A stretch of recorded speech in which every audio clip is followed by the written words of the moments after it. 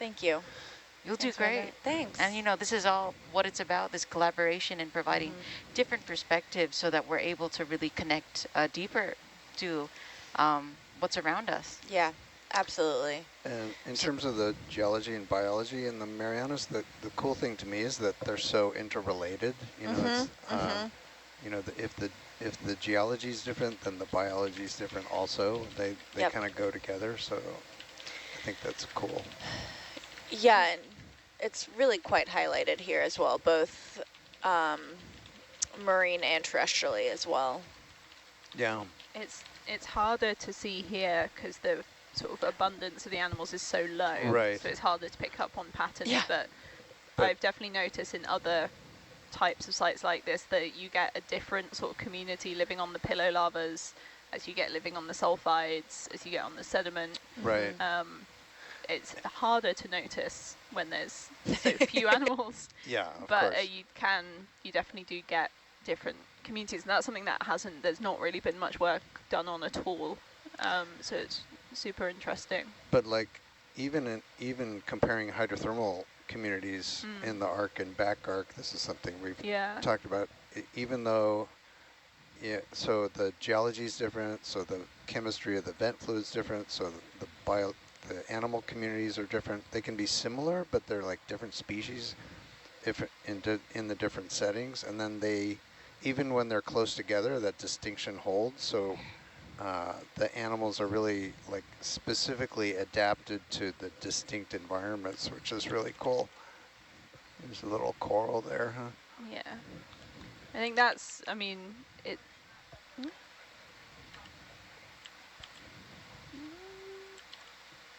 Oh, fish. Looks like a rat tail. You definitely get less diversity of fish as you come into the abyss. Right. It's almost all rat tails. And they're conserving their energy. Slow moving. Yeah, sometimes the rat tails get quite curious and come up to the ROV. They're always very unbothered by it. Mm-hmm.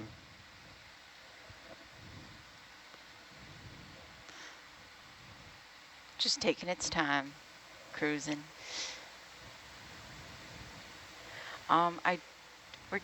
We are getting a few comments from our friends in the chat.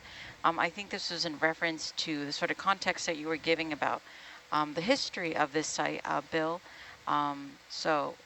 This comment was, this is super cool for me personally to watch because that very first dive you talked about in this site, that was the same year I was born. Oh. Fun. I think it's super neat when really neat things kind of coincide with your birthday. And then we had another one.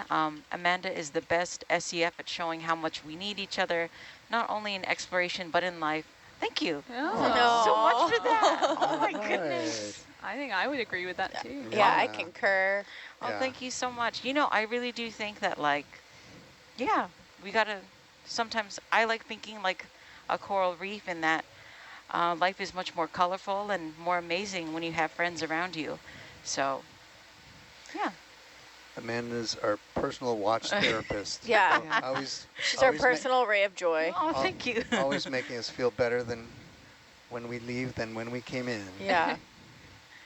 We're seeing a lot of repetition in the animals. We're seeing a lot of the same things. These squat lobsters. Squat lobster. What's right to the right of it? This one's a sponge, right? Sponge.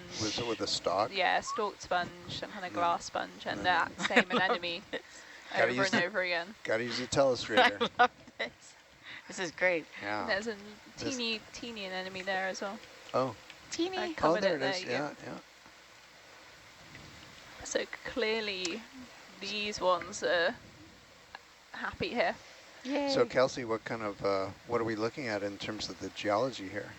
Now we're looking at some talus. Your new word of the day. Yeah, my word of the day. We're looking at some talus, some broken up pillow lava. Nice. Thank you. At the bottom of the slope. At the bottom of the slope. All this came down from above. Yeah. Our depth is 3,689 meters, which is bonkers. Which puts us in the abyss. Yes. Yeah. I often try to stay out of the abyss, so it's interesting that I find myself here at... The abyss has friends. Yeah. An occasional anemone. Hello. Hello. There's a really tall Oh, coral look at here. this one. Yeah. Yeah. That's an old one, huh? Wow. It's a primnoid. So there's little coral polyps all up and down the Yeah, stem. it's a really big one. Yeah.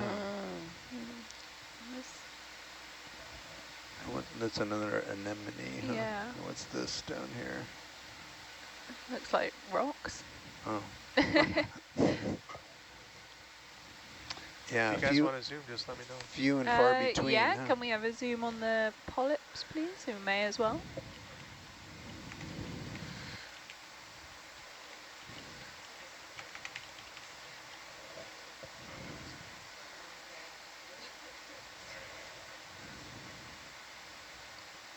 Oh, there's a little one behind it. Yeah. Huh? That's a different kind.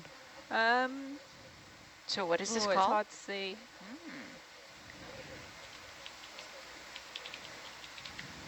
It could be a bamboo coral, but you can't see with the bamboo corals. You can sort of see the ridges that make it look like bamboo, but on you the can't stem, huh? see it Yeah. here. At least not yet. The polyps seem to have curled in on themselves. See how they haven't got all their little tentacles out. Do you think that that is a photic sensitivity or... They might have felt the Current. sort of current from the Yeah. ROV or something. I can't see any bamboo marks. That's all I have. Oh, that's great, thank you. Yeah, I don't see any of the segmentation. Some of those are bioluminescent, aren't they? Asako says, I suppose it could be Oh, bamboo. she says it, Oh, it she is. she says it is. it is bamboo. Oh, cool. I'm wrong. It's so It's very, very so tall. straight. Yeah. How tall do you think it is? A meter. At least a meter, I think. Yeah. I think it's, probably close to like Meter and a half. Yeah, Meter and a half. more than a meter. Looks like we just got a question from the chat. Eva, glad to have a fellow That's invert not a man. rock. What's your specialty? I would say my specialty is amphipods, which are small crustaceans. Similar, they look a little bit like shrimp, but they are not shrimp. They're a different group than shrimp. And they're actually in the hadal areas, well, in sort of the deep sea in general, but particularly in the trenches, you get super giant amphipods. So cool. you get them in the Mariana Trench, and they can be like Creepy. this, Oh, wow. this kind They of can size. be creepy. I don't know what it is, like 20, 30 centimeters. Wow.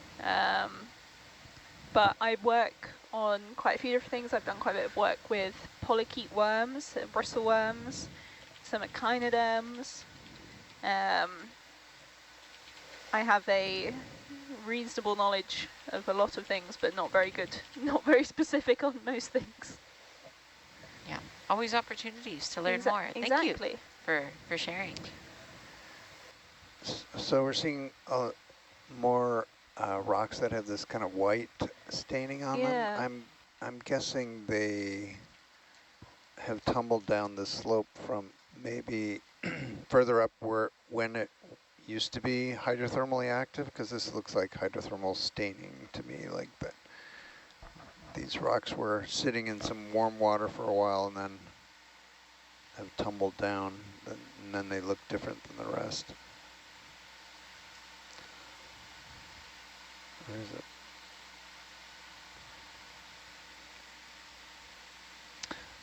We went by another anemone that looked like a different kind. It had fewer tentacles, and there was Okay. yeah, it was more of a whitish guy.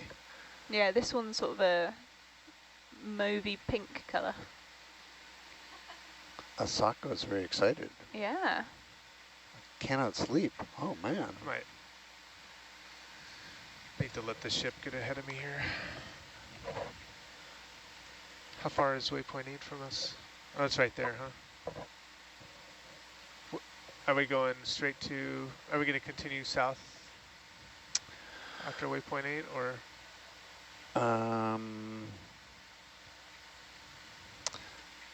I think we will go east from waypoint 8 for a little bit. Like to the other side of the ridge, maybe?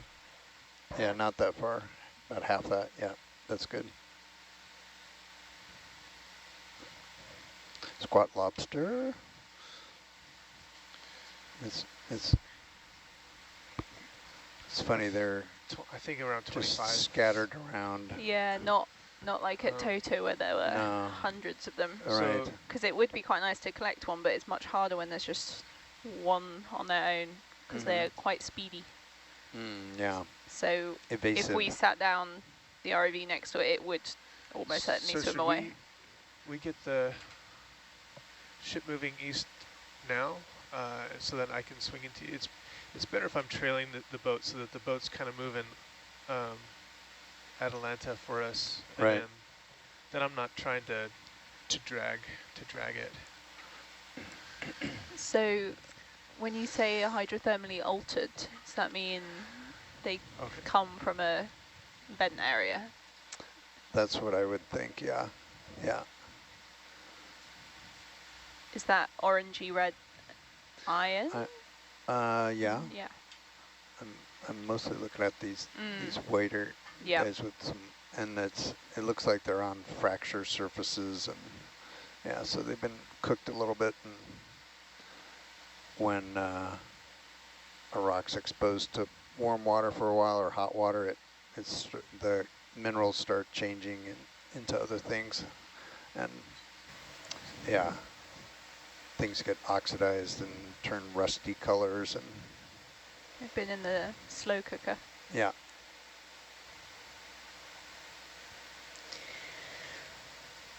So I'm doing a little bit of reading over here on rocks. Oh. And it says Exciting. that, yes, and it says that volcanic rocks are typically divided into 4 basic types, and this is based on the amount of silica. I'm still waiting to catch So up. this basalt that we're seeing has the least amount of silica than the other 4 types. Yep. Yeah. Yeah, I'm just keeping an eye on that for now. Why are we seeing can't really basalt do here with the cameras instead of rhyolite or dacite or andesite? Dacite. Dacite. Yeah, good. Yeah. Because we're in the back arc. In fact, because we're here. back arc is pretty much only basalt. Gosh, so like that's so cool. basalt is the most, they say, the most primitive. So like if you melt the mantle, it makes basalt. So that's all the other compositions are we called are like stretched out because we can see each other in our differentiated cams or now. evolved. That means it started as a basalt. So you can reach and see that. But on the way to the surface, it stopped for a while and cooled and crystallized. And when you crystallize minerals out of a magma, it changes the composition of the remaining magma. And so those early crystals take out, and the way that the composition of the remaining magma evolves is to more and more silica. Okay. So so basalt is the least silica, rhyolite's the most, dacite and andesite are in the middle. So in the arc, you get the whole spectrum of compositions, because those magmas have a longer travel path from the subduction zone where the magmas are formed to the surface. So they start from deeper, and on their way to the surface, they're pausing and cooling and crystallizing, and it's different at each volcano. So that's why the compositions are changed from place to place. But in the back arc here, it's spreading, right? So and it's not coming from the subduction zone, it's coming from the upwelling mantles. So the whole melting source is shallower and doesn't have as far to go. The crust is spreading, so it's really thin. So that's why. So we get these primitive compositions and pretty constant from place to place in the back arc. Yeah, this is incredible what we're seeing right here in terms of just the sheer vertical. This anemone is closed up. Yeah. So I think this is a little fault face. So you can see some of the pillows have been chopped off. Yeah. And we're seeing them in cross section. Let's see if I can find one. Would it be possible to pan so that we can again see the kind of sheer vertical? Squat lobster there. Yeah. Oh, thank you so much. Thank you so much, Erin. So as far as we can see, that's a fault. Oh, thank you so much, Ben. Yeah. I'm like, who's doing what? It's all a team. He's driving. And this is part of the back arc being an extension environment. You know, it's trying to spread. So then we have all these fissures and faults. That's part of the spreading because it. So sometimes it's faulting and cracking to accommodate the spreading, and sometimes it's erupting lava to fill in the gap, but doing a little of both. So we've got some squat lobsters. Yeah, they're quite big, actually, those ones. A few more than we've seen. Yeah, they look like they're about 10 centimeters across at least, which is pretty chunky for a squat lobster.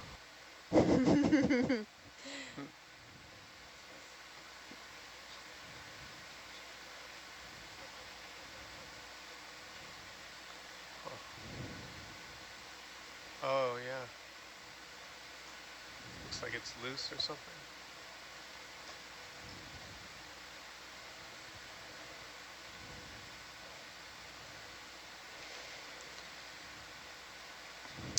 Yeah, and so we were talking about silica in the lava. So silica is also the more silica you have, the more viscous the lava is. So this is a low silica, relatively low silica basalt, so that makes it more fluid. So when it comes out, it makes fluid lava flows like you can imagine in Hawaii and Iceland. Yeah. And then, but the more silica you have, the more likely you're going to have explosive volcanism, because then the lava gets so viscous that it can't release the gases that are in it, and when it comes to the surface, the gas pressure increases, and then it basically explodes the rock to get out. So like with a lot of things, if you put too much pressure on it, it'll explode. Yeah. Yeah. A life lesson. I think silica is super neat because like it kind of forms the skeletons of like some of the glass sponges that we've been able to see in these like sorts of ecosystems, but also like the bodies of like these microalgae that we typically kind of see in like the where the light hits, these algae called diatoms, which help us provide every fifth breath that we breathe. There we at go. any time. And that silica is actually comes out of the seawater. So there's dissolved silica in seawater too. So it's everywhere. I think it's so cool to like kind of learn more about this and learn about all the ways in which like all of these different parts of our ecosystems are so interconnected.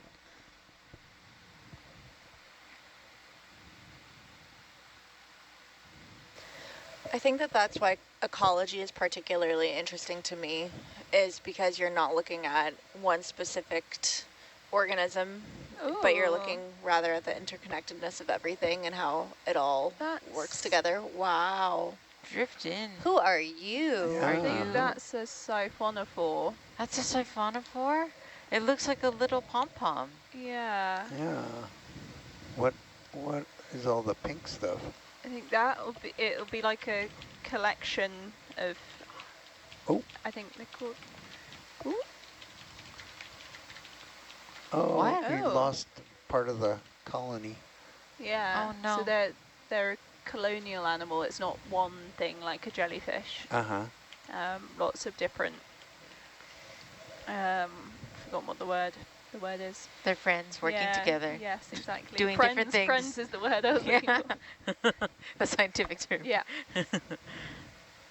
They're doing different things, but doing different things together.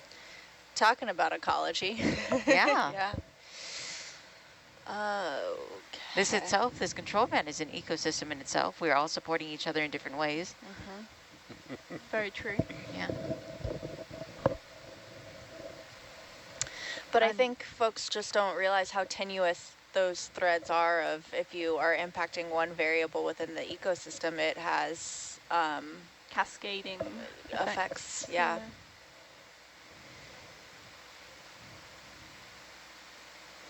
Yeah, I feel like it's really important to kind of acknowledge those threads that connect everything together so that we can kind of respect those boundaries and maintain that sort of strength in unity and composition.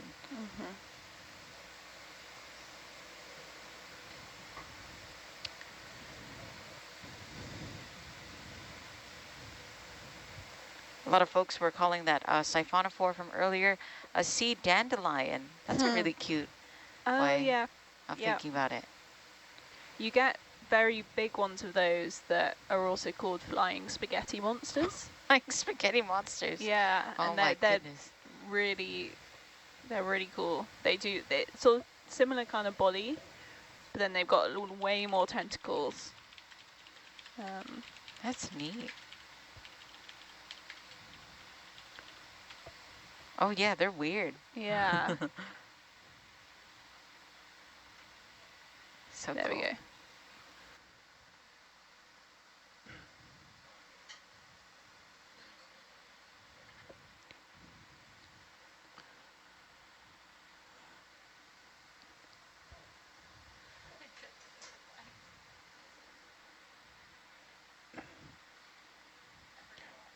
Yeah, I forgot about.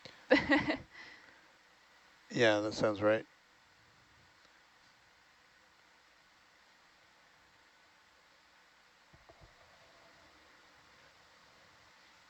Yeah, there's a little bit of, yeah, kind of bunch of lighter colored rock there. In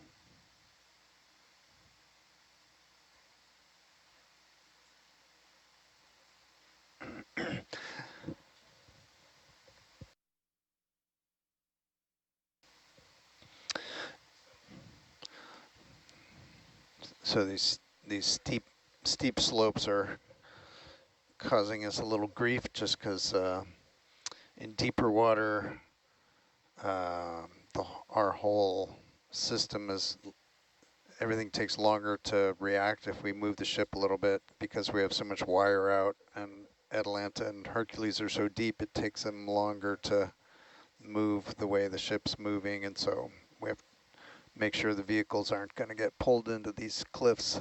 So that's, again, why we're off the bottom a little bit, to make sure we don't get in trouble here while the ship's maneuvering. And so we're heading east over a ridge, so it's going to keep getting shallower in that direction. I might go refresh my tea. Ben, do you want me to re-up your coffee? I don't know if he can hear. He's not.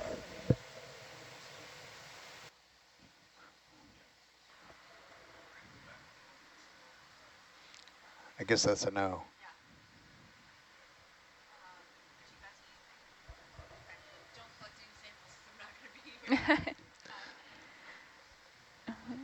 Me and Bill have been left alone. I think you're safe. I know, I'm kind of feeling abandoned. Yeah. Without Amanda here to hold it together for us.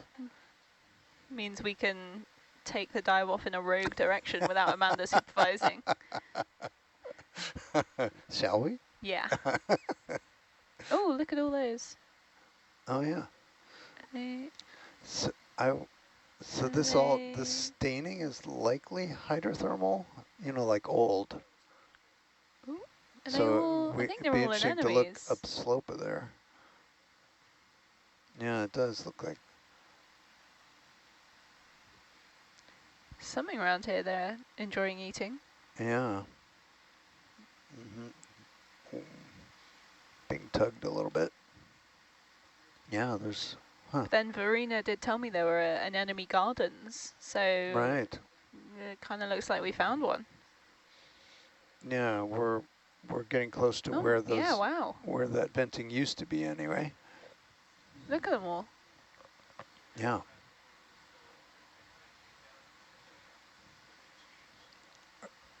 Squat lobsters Yeah, too, there's huh? a couple of them. Well, a bunch. Oh, yeah. All these guys. Oh, yeah.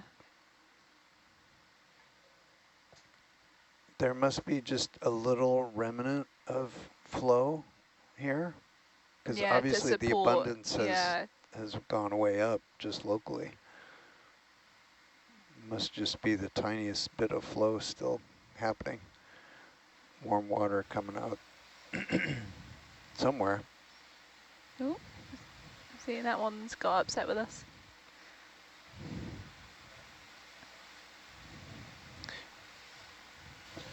Bill, do we want to hang out around here a little bit and look around, or is the goal to just kind of continue through towards the east?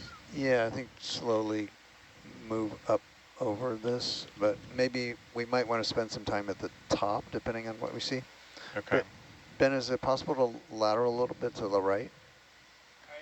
Not at the moment. Okay. It's a little sketchy situation. Okay. Because it's really dynamic. Yep, that's fine. Oh, these are beautiful. Yeah, let's take a look in here if we can.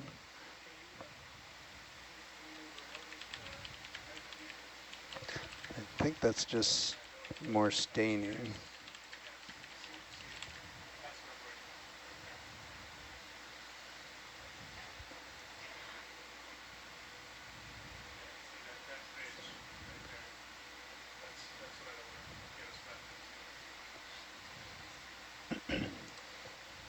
Okay, we're having to back off a little bit because we don't want to get the tether up against the rocks here.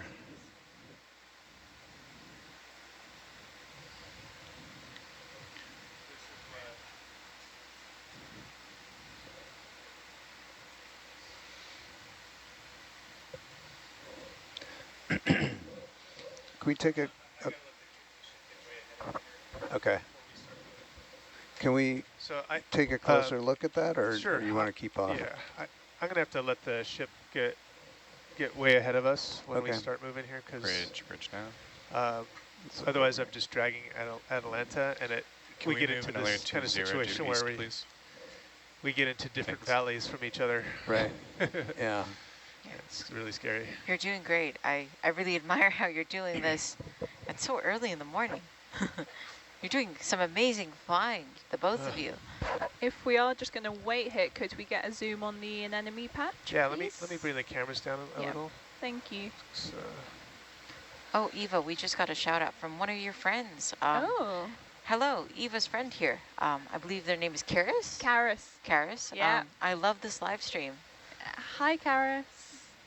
Amazing. Thank you for joining us. I had some of my friends weren't aware I was here. Oh.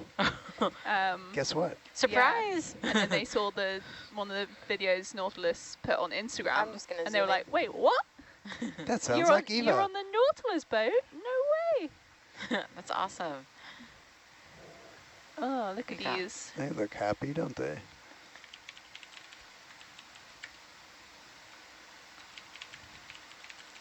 They're so pretty, like They little really flowers. are. Hungry little flowers.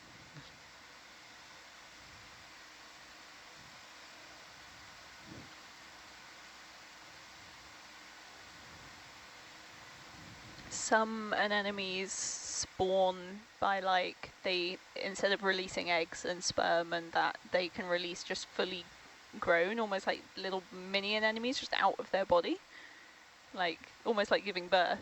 Oh, interesting. That is crazy. Yeah, there's one of the species we get around the coast of the UK does that, because we collected one once on a university field trip and put it in a tub, and so we came back 10 minutes later and the whole tub was full of these miniature anemones that it sort of given birth to. Mini-me's. Yeah. Wow. Oh, this is really pretty. Mm-hmm. Yeah.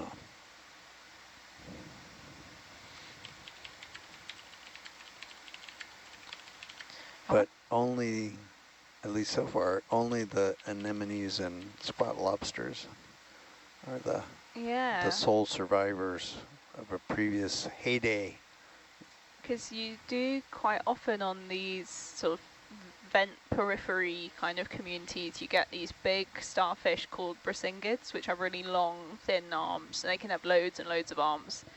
But not seeing any of them, which is unusual. And they're sort of one of the, like, when you get down to the abyssal depth, they're one of the main sort of starfish you see. They're really common. Just chilling. Now that's a different one than we had in Toto, I think. It's a little bit spikier and its claws are a bit broader. Just slowly backing away. Yeah. Makes sense because We quite Toto's arc setting, Yeah, we're in the exactly. back arc setting, yeah. He looks kind of big, huh? Yeah. It would be great to pick one of them up, but it would be really hard. So We could try. leave them be for now. I think maybe we'll wait for them to sort the tether out. Yeah. Right. We have some exciting specimens. So we have a very specific a few spots where we can put things. We've got a sea spider in the forward box. Yes. So that must stay closed. Yeah, everyone's excited about that. Yeah, I yes. Like, We'd probably be trying to suction if we were going for a oh yeah, Okay. squat a lobster. lobster would be A suction, Yeah. great, beautiful. Apparently Jacob, our PhD student, there's a piece of glass that he is very excited about, and Some glass. doesn't want anything to scratch it. On top. Oh, So we can't, Biobox B is off limit. Oh wow, look at all of these. Yeah. Oh wow. Yeah. Yep. What is a group of anemone called? At some point it would probably be quite good, but I realise it might be quite difficult around here. I don't know. That one's really big. Yeah. These are quite large. Are, Yeah. yeah. What are they eating if there's not that much food? I'm not sure. Okay. Because I mean, I think most anemones are. Yeah. He's like, please take me. Yeah. Oh yeah. You could get him on the fly.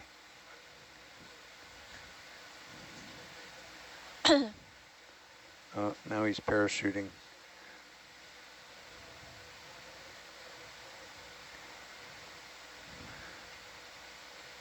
Little anemone hotspot here. Yeah, anemone garden. So they're just filter feeding, right? I mean, things. I'm not sure. I don't. Most anemones, or a lot of anemones, are carnivorous, so they catch things. But I guess I'm not sure about these ones. You mean catch things floating by? Yeah, because they can't exactly move very fast. Well, they can move though, but not very fast. Yeah, they can't chase anything. No.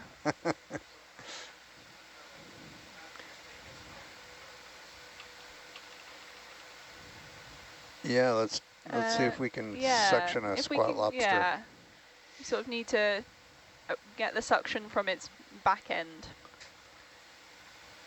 The squat lobster's back end. Because that's the way it will move off.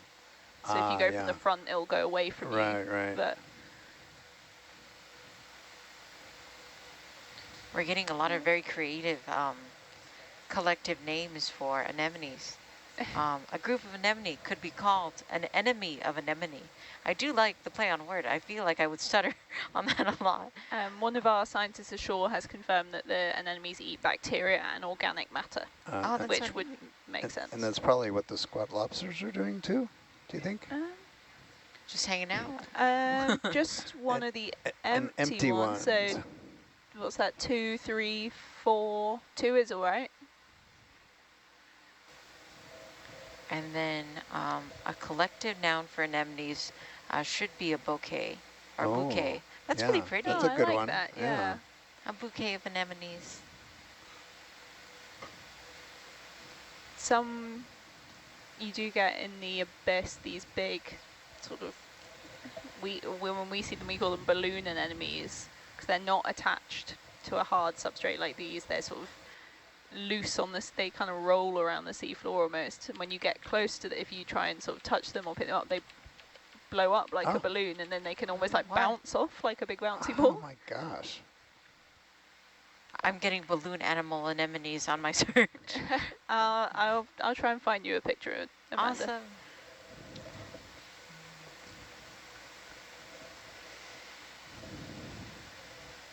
What does a balloon animal anemone look like? It's really just an anemone made of little balloon tubes. Yeah. It's a little funky. Next time I go to the fair, that's what I'll ask for. I want an anemone. I don't want a balloon dog, I want a balloon anemone. Can you imagine the poor kid that's selling that?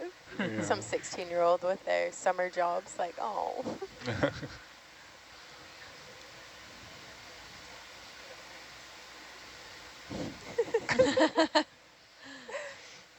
Cool.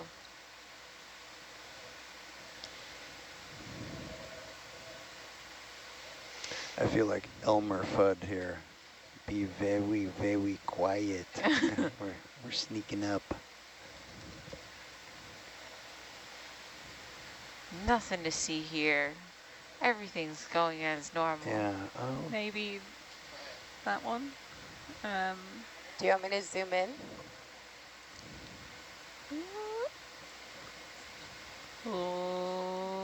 Never mind about that tube that's approaching. Look the other way. Do you want me to zoom in, Ben, or are you happy?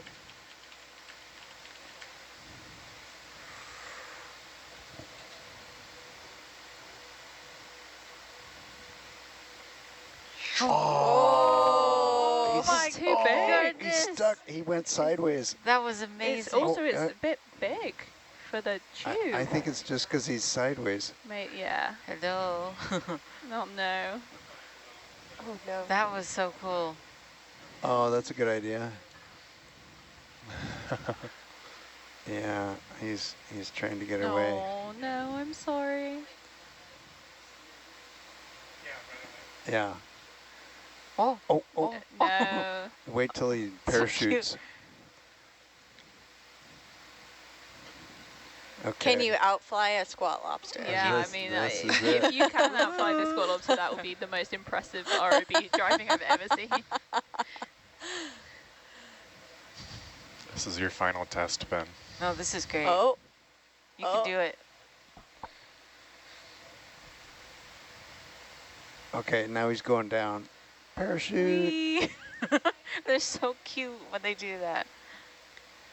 He got tired. Oh. Oh.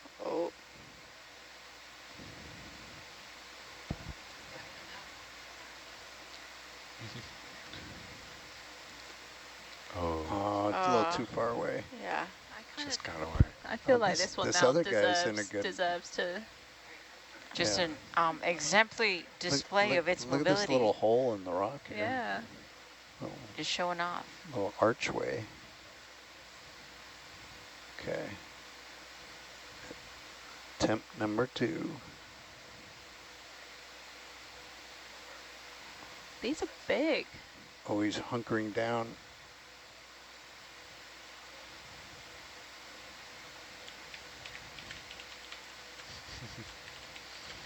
Is that a polychaete? No, that's a Yeah, I think That it was is. one. No, that was a lobster swimming away. Was it? That was a polychaete, I think. Oh, was it? It wasn't a lobster. Yeah. Oh.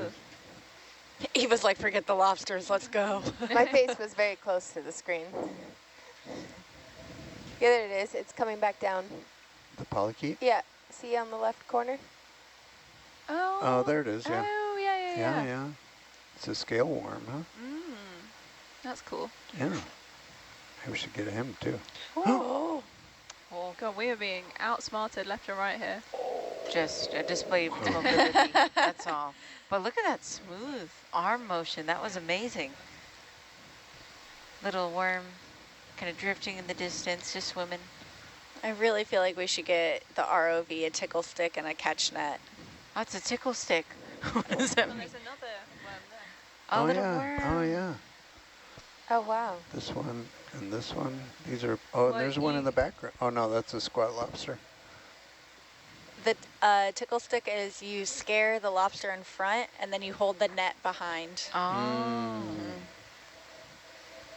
That's cool. Oh, wow. Yeah, Well, they're all over the place, The scale worms are pretty common around vents and Yeah. chemosynthetic Yeah. habitats. So there must be just the tiniest bit of hydrothermal be flow something. still. Yeah.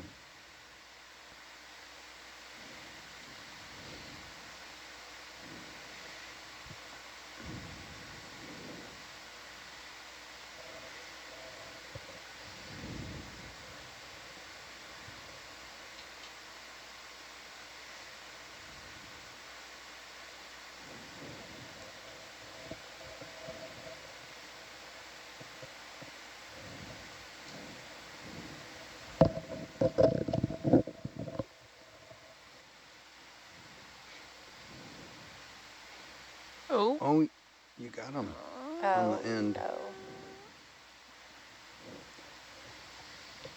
Oh, oh, Ooh. oh.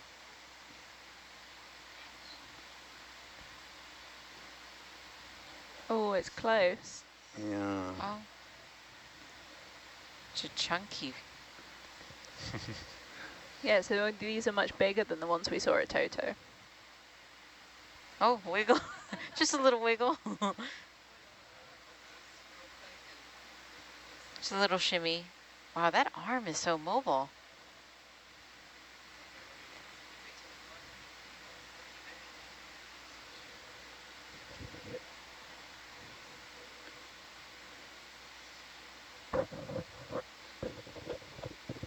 There's a polychaete right there. I mean, I would love to suction up one of those polychaetes, but that Okay. would be really hard. Yeah. Oh, yeah. When if... We can do just, if we get the squat lobster, Yeah. we can go for him. If the arm wasn't blocked. Oh, you did it. Well Amazing. done. You did it, Ben! Can you get this worm? You did great, yay. No, it's gone it's gone down a bit too much. Never mind. Thank you. Whew, I was holding my breath. Yeah, It just went... Oh, yeah, Oh, yeah. yeah. Yeah. That would... Yeah, right there. Oh, here's one too. There's quite a few of them. And what slurp was that? Oh, yeah, is the worm going into a different... There, Ooh. nice. No, it's in the same Two. one. Oh, Same one. That's That's all right. okay. Perfect. Nice job. Turn Well, the hopefully thing. they don't fight Do in there. you want more than one? I mean, if that's in reach. Can you get that one too, Ben? Could it go in a different chamber? Is that possible? Yeah. All right. Oh, no, it might have... I think it settled down, huh? I'm not sure. I think it settled down or it might have gone... Oh, I think it's Is there. that... Oh, Yeah. oh yeah. There. Yay. Thank you. Did you get it? Yeah.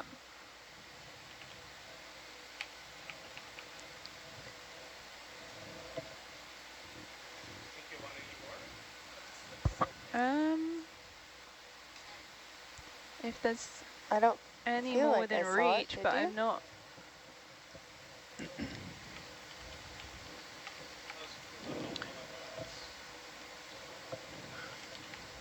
Is Did anyone that see one it go here? into the container? I what? Yeah. Yeah. It never came into the canister, huh? There it is. Oh, there we Wait, go. Oh, yeah. Oh good. no, Nice.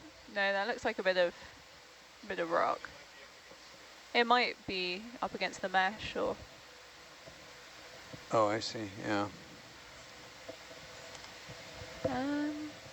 Yeah, just because I worry the squat lobster might have a nibble at the other one. Oh. Oh, will the squat lobster eat it? Well, I don't know. Oh. I don't think it would, but better safe than sorry. Oh, that's part of the arm. It's not. Yeah, yeah.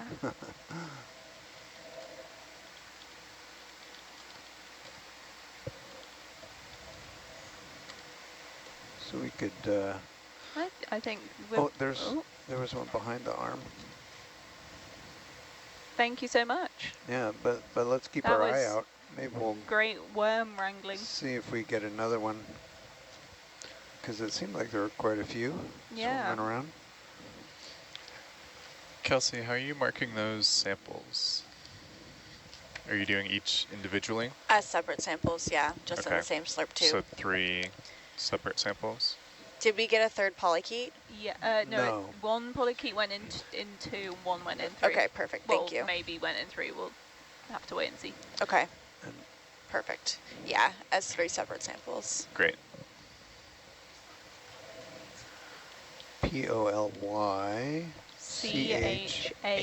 POLYCHAETE. Many bristles.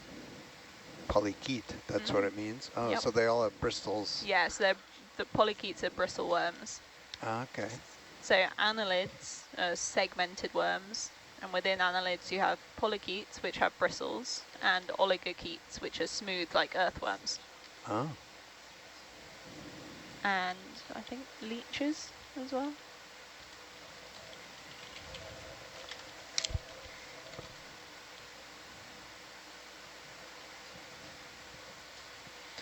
Oh yeah, and Do you think this leeches. is one up here? Oh, maybe.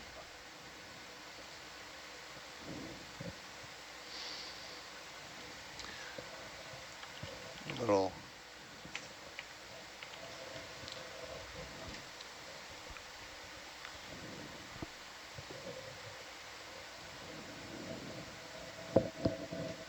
Okay, we've confirmed from one of our scientists ashore who is an expert in these squat lobsters that they won't eat the polychaete, so it is safe. Okay, good. Good to know. Good. I assumed they were sort of not carnivorous they like might that, even but make friends. yeah.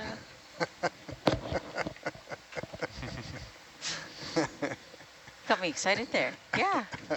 I love a good friendship. Just to keep us all on the same page, we probably have about 10 more minutes on bottom before we need to start coming up. God, it's gone so quick. Time flies. Oh, it is, yeah. That is, cool. They saw that before. This was put out by... Okeanos? No, Falcor. No. Okay. And Sebastian in 2016. Oh. So, what happened? So we're in that, this is a marker right here that was put out in 2016. So this obviously was a site that they visited also. So that'll make a really interesting comparison because, you know, 9 years apart, how much this site has changed. 234, yeah. That's so neat. Well, let's see if we can get one more polychaete before we have to leave. Okay. I mean, I'm pretty happy with the 1 or 2 that we do have.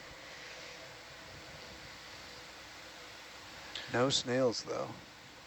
Oh yeah, we haven't I've not seen a single hairy snail. I'm pretty sure We they haven't used seen the to snail be pit. here. Yeah.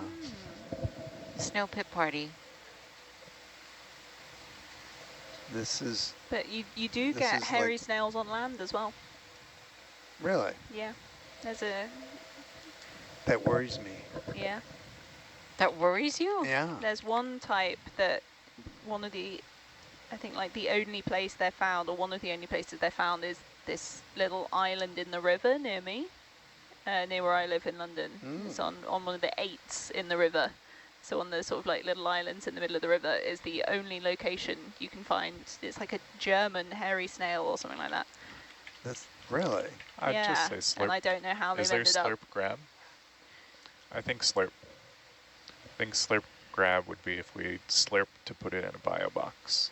And they're special protections, so when the tide goes out, you can walk across to the island, but you're not allowed to because of the snails. Yeah, there you go. Oh no, but there's a special one that's on the island anyway. Just the a ones side here note. don't look like that. No, they do not. They're not relatives, I don't think.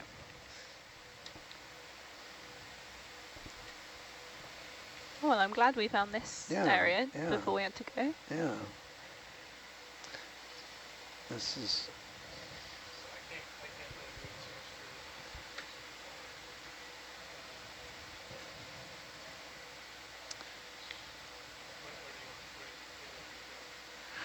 I think just kind of meandering around. I think we don't really have time for a ship move to be applied down here, so just... If we could get near the bottom and just...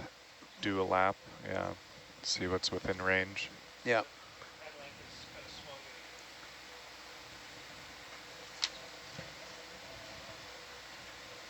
Oh, that's the marker. Right. Okay. Yeah. If we could just get closer to the cool seafloor, over here, over here. Oh, I see.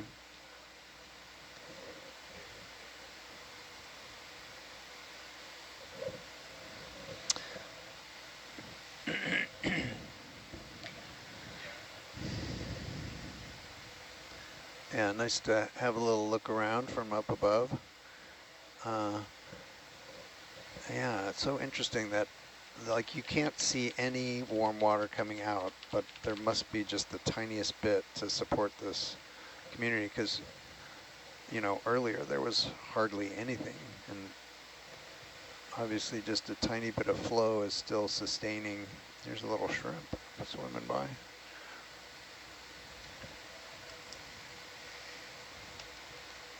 You can see these pillow tubes going down slope. Yeah, I was going to say they look really... elongate. Yeah, I was going to say worm-like. Yeah. That's a squat lobster? Or no, that's a polychaete right there. Yeah. Polychaete. Yeah. We hunt them. Yeah. I mean, on the fly. There he is. I think.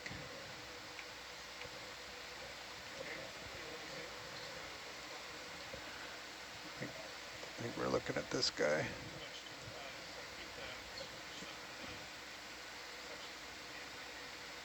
There he is, yeah.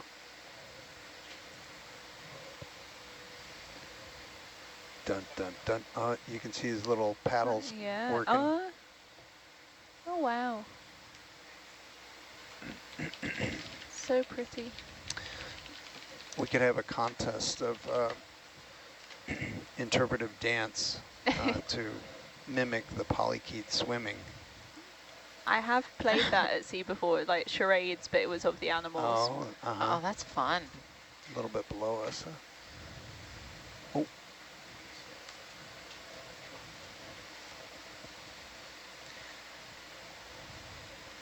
All right, this is sample 072, just FYI. And then are we going in bio or slurp 4?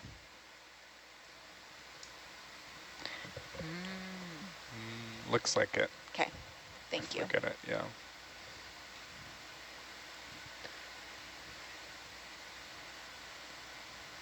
We are maybe going in slurp. Yeah. Don't count your chickens. We have a few squat lobsters here.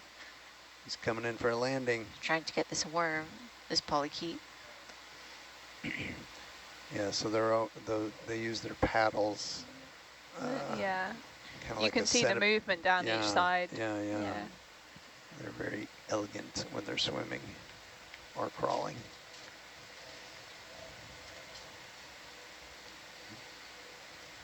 He's really going for a tour.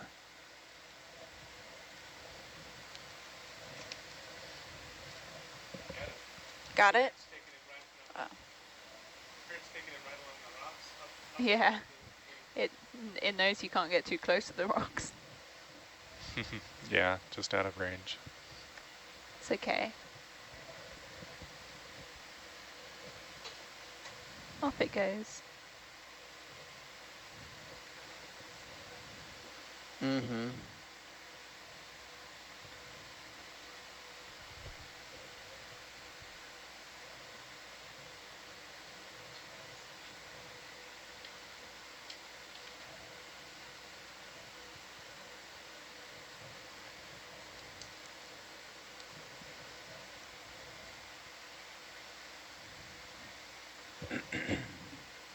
Yeah, no snails. So obviously they require more hydrothermal flow to sustain them than these guys do. Well, I imagine these are just sort of the hardiest of the bunch, which is why they're the ones that have left. Uh-huh.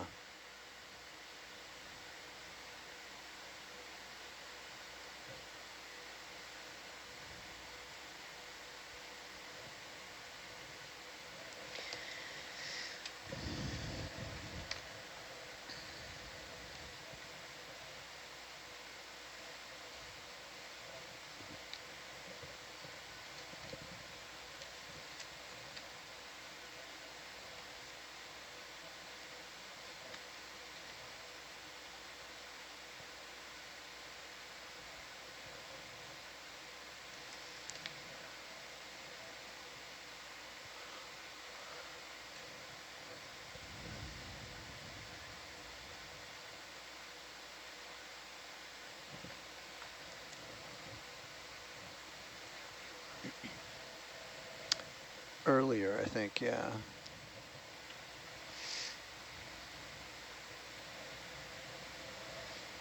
We just got a viewer comment. I wonder if any research has been done on the pattern of a polychaete swimming. Would be interesting to see how their motion can be applied to modern engineering. Yeah. There is actually, I'm sure there has been work done on their locomotion, but I do know our polychaete curator at the Natural History Museum in London and the curator, they are working on a project with some engineers looking at bio-inspired engineering based on movement of worms and starfish tube feet. Because as we were discussing before about their hydraulic system, how they pump water in and out of their feet to make them move.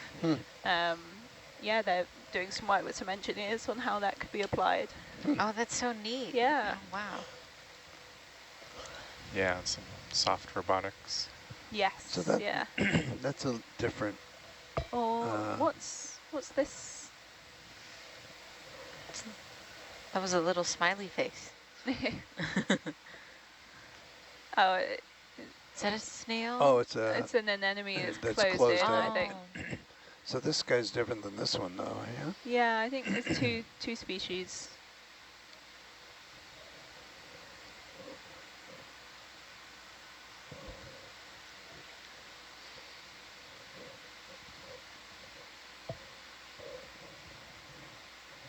Anemones are deep sea ones are very hard to work with because when you collect them and bring them back to the lab, they lose most of their morphological features. Really? So because they curl in on themselves, you then can't see the tentacles and the shape of the body like that, and they're once they've done that, you can't get them to... You can't get them to come out unless they're alive and you can relax them.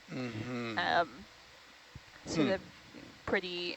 The people who work on them are very brave. Frustrated all the time. Yeah. They must have a lot of patience. Oh, yeah. No. Is there any way to keep them open or to encourage them to be open? I think that when you collect shallow water ones, there are certain chemicals you can put in the water that relax the animal. But with the deep sea ones, especially from this sort of depth, by the time they've come back up to the surface, a lot of the time they've died. So then it's too late and you can't relax them. Okay, I unfortunately think that we gotta start coming up. No. Our time is up. But at least, you know, we get this beautiful Really bouquet of anemones. Yeah, well, that was a nice way to end. Interesting to come back to the site and see it again. Yeah, I'm anxious to go back to see what it looked like 9 years ago and make a comparison. So do you have all the footage from that? I think I do, yeah. Nice. Yeah. It looks like the beginnings of a beautiful sunrise on deck. Oh, yeah, definitely. Yeah. Look at how golden that water is. It's so funny to be in here and have no idea what's going on outside. Our ship, we miss sunrise. We're in here for sunrise and sunset. Yeah. Every day.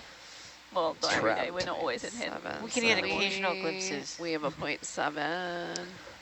The sunset was pretty amazing yesterday because the sun was setting, and then this big squall came from the other direction with with all the rain. Yeah, rain and wind and and the Nav to confirm we're off bottom. Not quite yet. Not quite yet. Okay. You know, Well, when we you're ready, can't see it I can anymore. turn my auto. The Oh, wait, ROV we're was gonna come being up first. recovered at the same time. Yeah. There's a lot going on at the same time.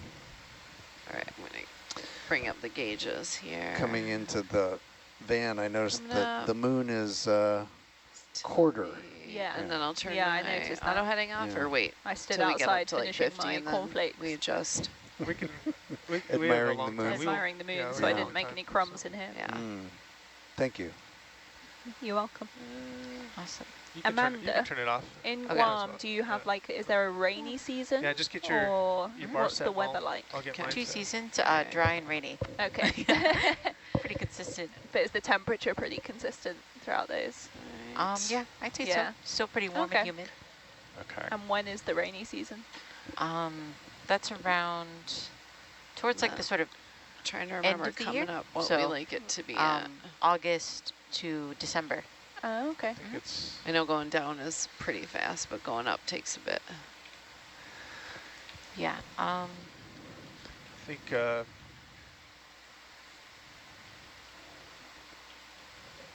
Yeah, that was a really great dive. I just wanted to confirm with the front row, anyone at all, that we're just going to transition into operational talk for now.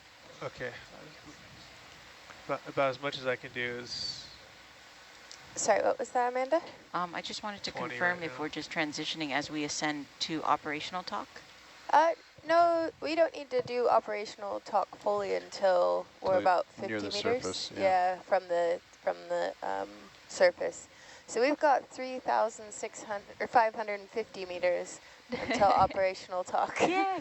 Okay, good amount of time. Thank you so much for confirming. Yep.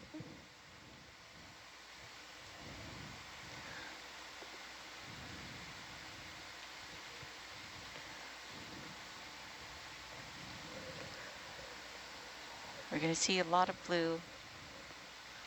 Let's see if we can. Switch into USBL. And we can see all that lovely marine snow falling. What are you trying to do?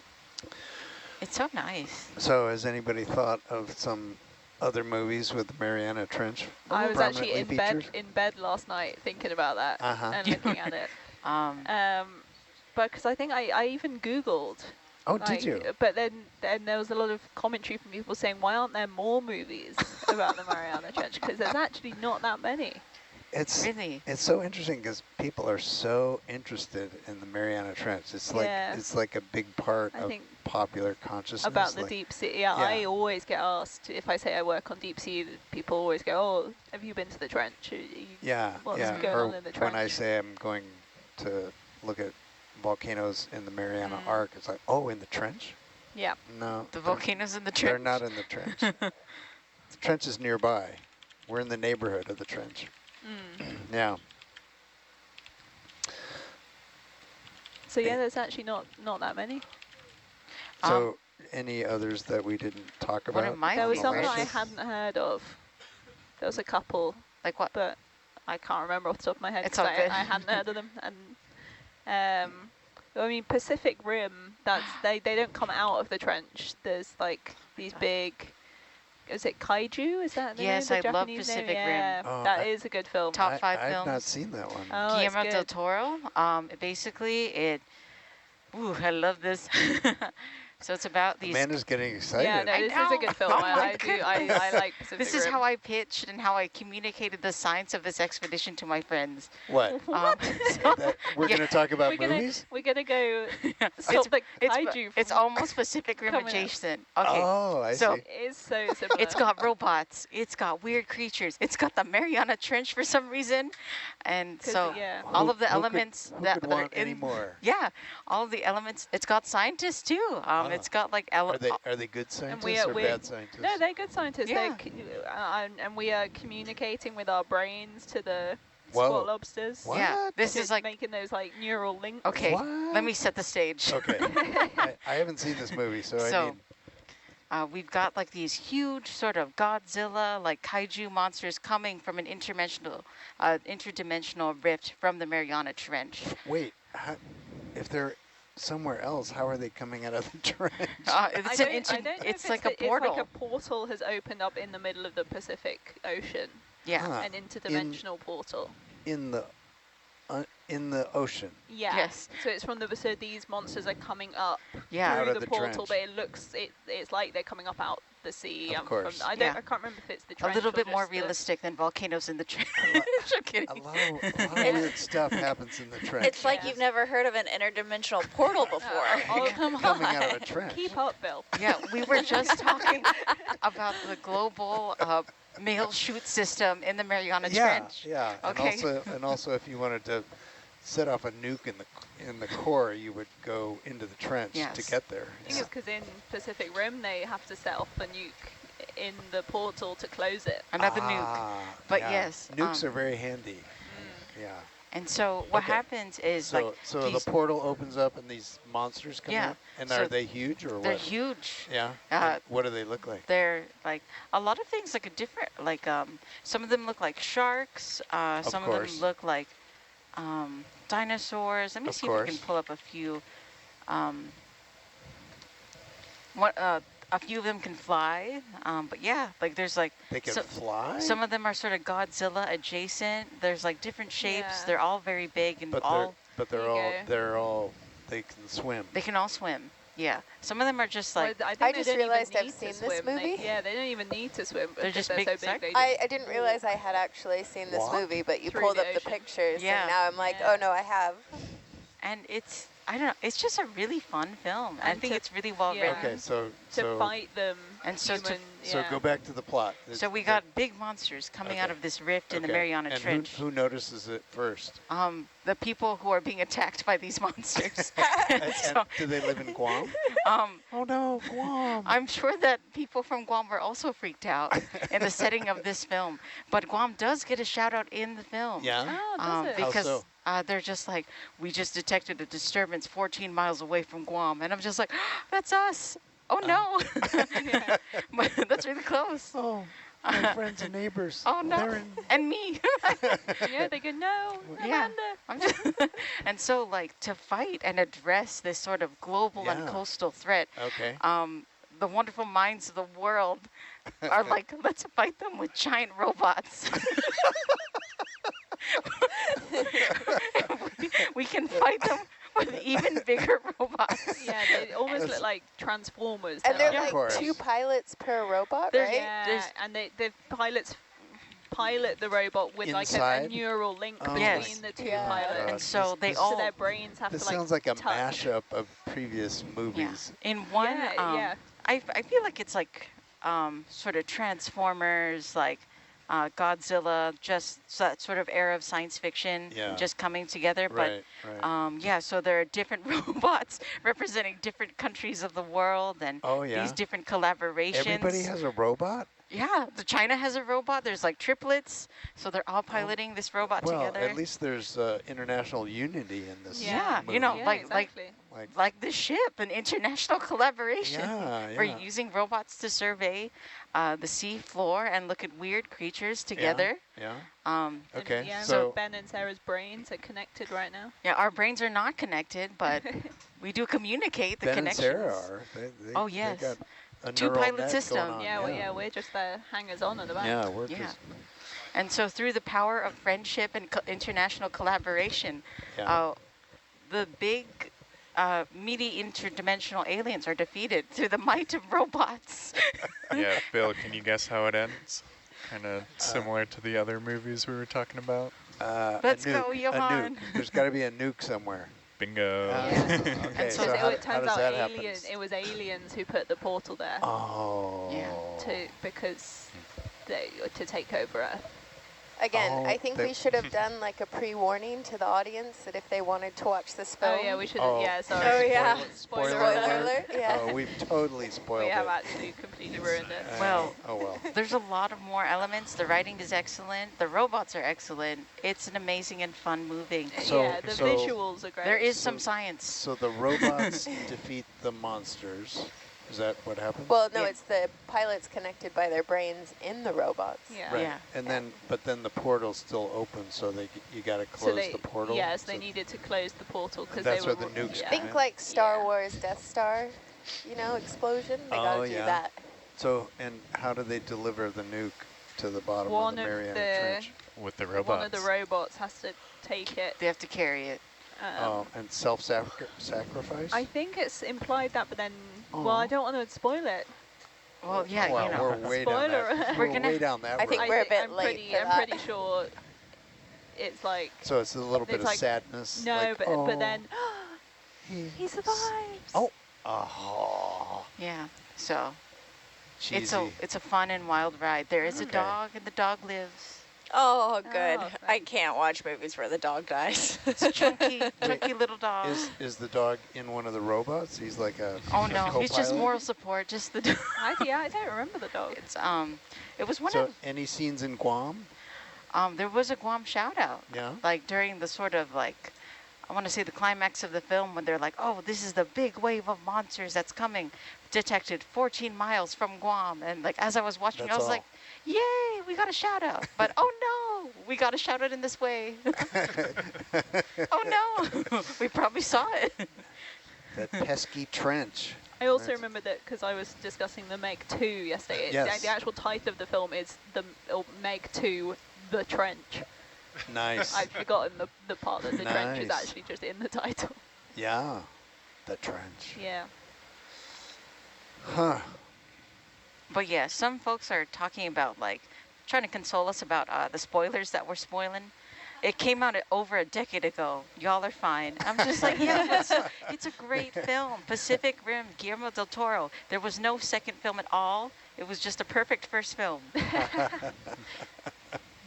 All right, I'm gonna have to watch it now. Power of Friendship, there Weird will be Creatures. there will be a remake in about 2 years. Well, Yeah. well, there is a second film. I know it's either going to be a part 2 but or a remake. there is a part 2 already, but it was not made by Guillermo del Toro. Oh, so it not was as someone good. else. I haven't seen it. Oh. Pacific Rim. Yeah, we're putting that in our Mariana movie night. Yeah. Currently, the only DVD I've seen on the ship is Twilight. I know. We have Twilight. We have Spaceballs. We have Twilight. We have Underdog. Oh my God, that is a great film. I don't think I've ever seen it.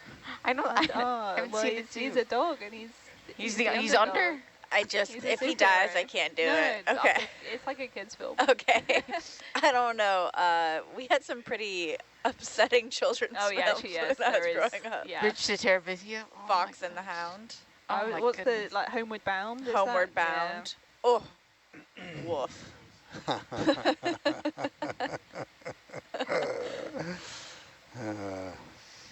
Should come with a warning, huh? Yeah, We have quite the selection of films. but our DVD player is broken, correct? Oh no. On the ship. Oh, is it? Well, it's like a laptop that has a DVD player. Oh well, don't worry, because I have all the Twilight films downloaded. So we don't need the DVD player. Are you a Twilight No fan? way. Yeah. No Yeah? way. All right. Yeah, I've got them. I've Eva. got them all. I would never have predicted that. Eva, why haven't you told me this sooner? Let's put it on before we go to bed. Sorry? I said you should come visit Forks. Oh, Forks. I would love to go They to do Forks. have like exhibits and like attractions over there. I mean, somewhat. It's like, here's some twilight firewood you can buy for $15. Yeah. Here's someone's house. One Evie, the data logger on one of the other shifts, she's a big Twilight fan as well. Yeah? Yeah, no, we should totally watch it. We should put it on in the room. Yeah. Yeah. I thought they had some movies like, you know, on a hard disk or something. They do. Well, on a DVD. Do you mean a different type of hard disk? Yeah, like on, you know, digital, like not on a disk. Oh, of that I don't know. These We'll have to find newfangled out. technologies. Yeah. We're getting a lot of Pacific Rim movie fans coming from the chat. So amazing to share this space with all of you and our enthusiasm for movies. So, I'm wondering if we could have like a robot. Oh, it's not. It kind of gives up the ghost. And we were told off for using the telestrator too much, but I don't know about. Who said? I can't say. We're up in the water column. I think anything No, I think goes now. up here. Now I think we're fine. There's no So it's hard complicated it's a procedures happening. Oh, yeah, that other day.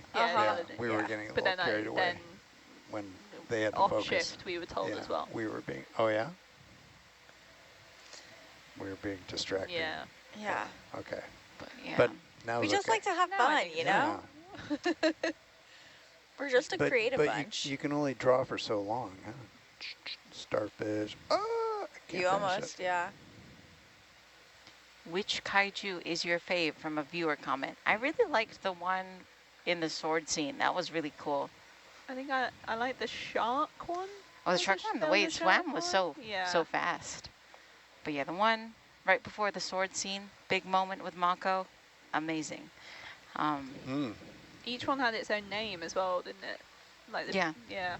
So there were two scientists. One was like very logical, very by the book. The other one was absolutely unhinged about kaiju, like a kaiju fanboy.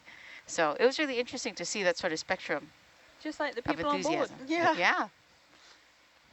So, what'd you say? Unhinged? Yeah, just so they were excited? very enthusiastic. They were just like... Well, wait, is kaiju a monster? Or yeah, the those monster. Are the monsters. So they liked the monster? They liked the monster. Well, they were just very enthusiastic about... This is great. No, more of this is so cool. They want to understand them. Yeah. Oh, I see. Yeah. So a new discovery. Yes. I must understand this freaky monster. Yeah, exactly. Something Isn't to which this we can all amazing relate. that it might kill me, but I'm interested anyway. Yeah. That's how I feel about worms. Most of them are parasitic. Or maybe not most. That's an unfair categorization. So was the other scientist trying to like keep it real? Like, come on, man, that's a monster. There like, was a lot of like... Stop being a fanboy. Yeah. There's a lot of balance and them bickering in the film. Yeah. So it was... And I mean, good. Bill, you like drama. volcanoes, and volcanoes are deadly. That's true. They could kill me. I still like them anyway. You're right. Got some parallels though there. Worms, volcanoes. Yeah. Both deadly, potentially. Alien monsters. Yeah. Yeah. I'm not trying to throw any kind of shade. Objectively, this movie sounds terrible. It's not. It is good. It is good. I'm a little bit with you, Kelsey. But I do trust Guillermo del Toro. Yeah. No, it's great. Okay. It's a fun ride. All right. Great writing. Very strong female protagonist. Okay. Yeah. We love that. Got that going for it. I'll dip my toes in the pool. The character design is super nice. All right. So I watch it twice every year. We'll start watching it. That's my Twilight. Yeah. I mean, we'll be seated near watched the Twilight exit. in a few years. I gotta save it for when I really need it. Wow.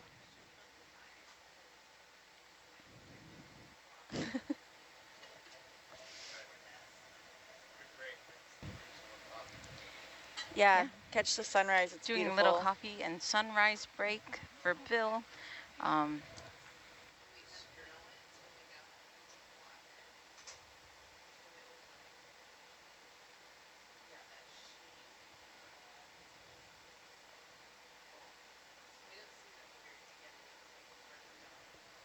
was trying to remember if there are any X-Files episodes where they go to the deep sea. That is a show that I have never seen, Oh, but I it's definitely, very, very good. Yeah. There's one episode where like a ship full of people, they all like turn old. They don't turn old? No, they all turn old. Like they're like old. young people, but then they all and then they all age. Fox and Mulder go on the ship, and then they end up aging rapidly as well. But it turns out it's something in the water. It's like the water's too salty or something, and it makes them all go old.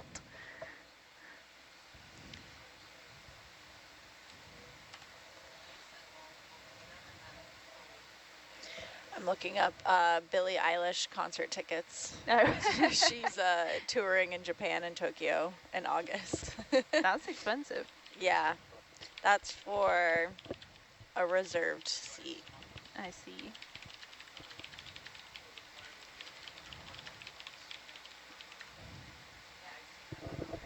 I really need to stretch this headset out. It's just way too tight on my massive head.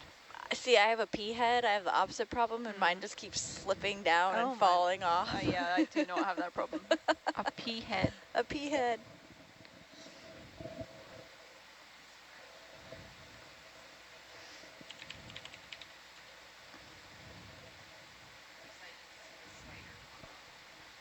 But yeah, we also had like other sort of cinematic experiences on board. I don't know if like Ben is listening, but Ben was kind of showing off a headset earlier featuring some sort of like dives that he did in the past. Aaron, I know that you kind of experienced Ben's headset earlier last night. Could you talk about that? Sorry, Ben's headset? Yeah, the like VR headset. VR? Oh, yeah, the VR. It was really cool. I mean, all I have to say about that was awesome. Yeah, what did you see? It was all sorts of things. So he worked with a team to build a camera. I feel like he needs to talk about this, not me, to talk about that process, but it was amazing. Hi, Ben. We're talking about amazing cinematic experiences. We just... she was asking about your headset that you had on me last night, and I said, you need to explain it because I'm not going to do it justice, like how you created that camera system and the so that's headset. Yeah, that was an old project from my days at Mbari. There was...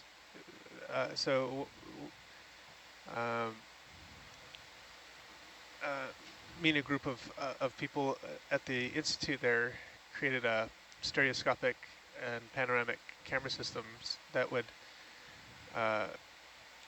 ride along the vehicle and transmit in real time to a VR headset, so you could pilot the vehicle in VR. And then we also had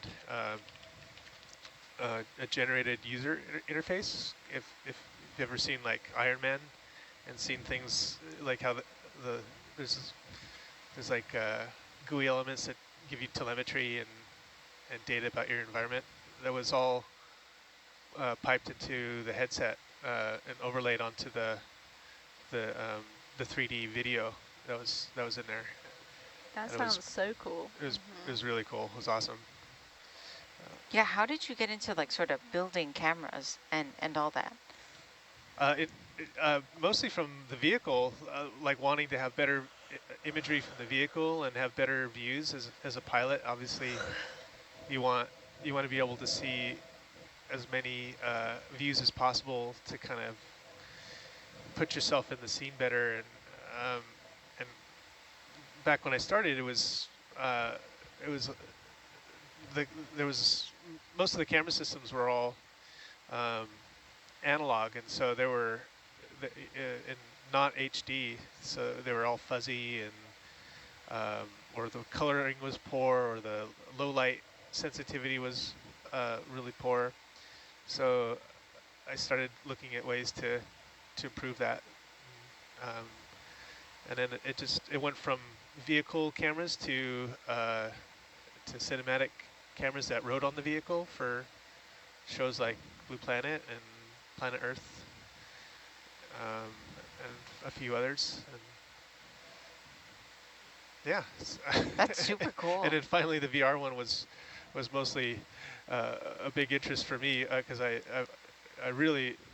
wanted to well, I call it really a contextual camera because it really puts you at the vehicle. I mean, the thing about virtual reality is it's so immersive that you really in the space, and so the camera was designed to be to give to kind of give you that sense, and so for instance the spacing between the cameras is very similar to human eye spacing, so the scaling looked is kind of intuitive. You know, you don't the further apart cameras are, increases the parallax, and then it's kind of like a elephant's eyes are farther apart, and so the world looks a lot smaller to to an elephant. So it's at least in scale. So this camera was made to be just like what a human would see if you were at the vehicle. But. That is so cool. We did get a viewer question who said, that sounds amazing, Ben. How was the motion sickness when it came to like using the VR headset? Yeah, that was a big question everybody had about using VR, especially in this way on a moving ship and everything. And really, it never really manifested that way. There, many people have gone through. I'd say maybe 30 or 40 people, something like that, have gone through the headset on the ship, and let's see. Oops, let me push ahead here. But nobody got seasick. It's really interesting because the vehicle kind of goes up and down or sways in rhythm with the ship, and so when you're in the headset, there's sort of this weird effect where you just really feel like it's just part of what you're sitting in. The other part of it is the vehicle is really slow, so you're not really you're not zooming around, and the camera is also fixed on the vehicle, so you can see elements, like you can see the frame, and so your frame of reference doesn't change so much. It's not, you don't get this sort of disconnect that you get with a lot of other VR video that you watch. It was actually pretty relaxing. That is so cool. Be honest. Yeah. So how does it feel to kind of pilot with the VR headset on? Does it feel like sort of more intuitive and like more immersive compared to like totally setups like this? Absolutely, yeah. It's super immersive, and yeah, it's like driving a car. It takes really the challenge out of it. You're if you want to look left, you just look left, and if you want to look right, you can look right. It's you don't have to pan any cameras around, none of that. And so one of the other things we did with the generated interface was they call it instantiation. You can instantiate these two-dimensional screens that float in the VR kind of world. So that if you can imagine the stereoscopic camera provided the background, so the world, and then there was the two-dimensional video or monitors that would float in that world, and your perception was that they were about 2 or 3 meters away from you, and then you could assign auxiliary cameras to them as well. So if you wanted to see what your two-dimensional cameras were doing, you could just click on it, and a drop-down menu would pop up, and you choose whatever camera you want. So it was really awesome. Is this another sci-fi movie? That's cool. Oh no, we are talking about like excellent cinematography, and so this kind of came into like, Ben has done a lot of really great work with actually building cameras and also like piloting with a VR headset, with a virtual reality headset. So we're just kind of talking about how immersive piloting that way is versus a sort of like this sort of format. We actually did a study the second year of that project. Where we put the camera on a mini ROV. Doing okay? Okay. And we had several people of different skill levels, so pilots and non-pilots, and try and do a task. And the task was to catch a there was a little bucket out in front of the vehicle, and you had to catch a little jellyfish, a 3D printed jellyfish that was suspended from a line in the test tank at Mbari. And on average, we found that using the camera system and the headset, people were 2 times faster at doing that task than the general 2-dimensional multi-display setup. So that was across the board with skilled pilots and just kind of regular people flying. That's so neat. It scaled. Yeah. Yeah. You kind of become one with the system, and yeah, truly. So why is it more common?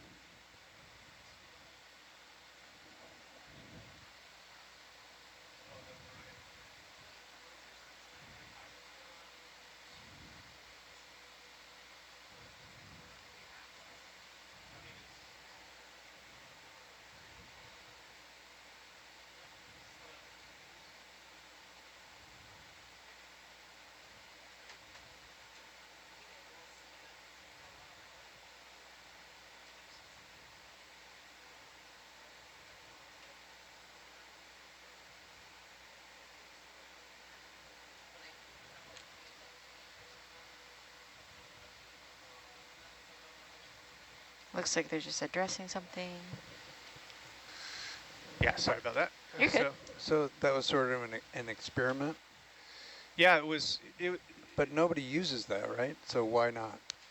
Well, we got the project funded over COVID, and then so basically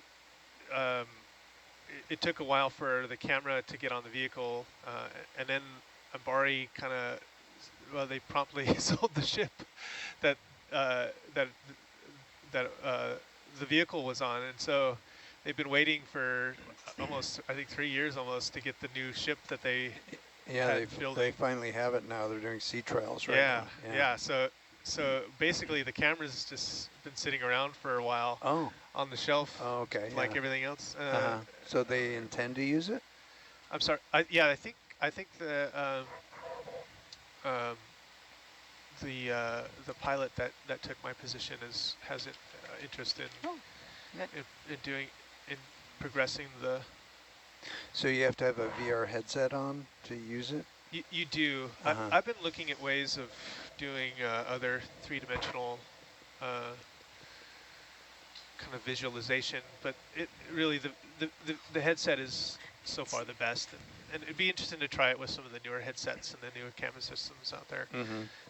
I'd like to actually build a new one, a new camera system with. I gotta try my telestrator skills here. Just practice. Ooh. Look at that. I wonder if it does. Yeah, maybe I could do a starfish. There's an arrow. That's interesting. Oh no, there is a time limit. But yeah, Sarah, have you ever like used that sort of like VR technology in your piloting? Or how do you feel about that? Nobody has. Yeah, I haven't. Yeah. Definitely intriguing for sure. Oh, yeah, it was a very expensive project to build these cameras, and nobody had done that before. Some people had tried with regular cameras back in the day, but nothing had been done with a panoramic version that would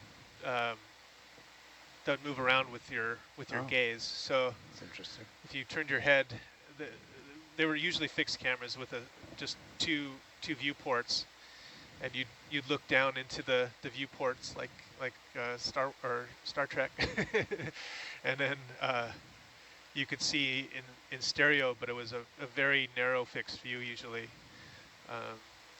Some people had tried with 3D 3D TVs, which used it would pulse back and forth. Like one frame would be left eye, the second frame would be the right eye, and then it would be they had polarized lenses that you'd use, but that did tend to make people sick, and that was a big challenge for me to overcome because people were they were associating VR with that 3D TV, and that was a big problem. So like, I don't want to do that. Yeah, it's like, this is not 3D TV, this is VR. It's like nobody's done this. This is new. Because at the time I started writing proposals for this project, VR had just come out, really. So it was not a... I think Kelsey's fading over there. I think I need more caffeine. Yeah, I think so. You're slowly the VR conversation becoming horizontal. Captivating? It looks like. No, it is. It's very interesting. It's just the hours. Yeah. With it being 6 a.m. Over here, brightening up just a little bit. But yeah, thank you so much for that insight, Ben. But yeah, Aaron, could you talk a little bit about, like, because I know you had some time on like one of his VR headsets. Like, what did you see and how was that experience? It was really cool. I mean, you can look around and it just gives you a way different depth perception and all different kinds of things. You got to see like the arms maneuvering a bit. You got to go around seamounts. Like, it's just a very different experience. Yeah, that's so cool. Yeah, I love, like... You need to try it out. I do, yes. Mike Burns wanted to show me squid. That was like kind of floating around the back of the ship. So we'll yeah, but next time, definitely, I will. Let's see. We'll get it. We could pull up the WCA cams if needed. Oh, let's do that. I did want to this guy give a shout out to Todd, who is our webmaster. He fixed the water temperature display. He said that the water temperature display on the website looks like it's giving normal readings now. Thank you so much for that check-in, Todd. Excellent.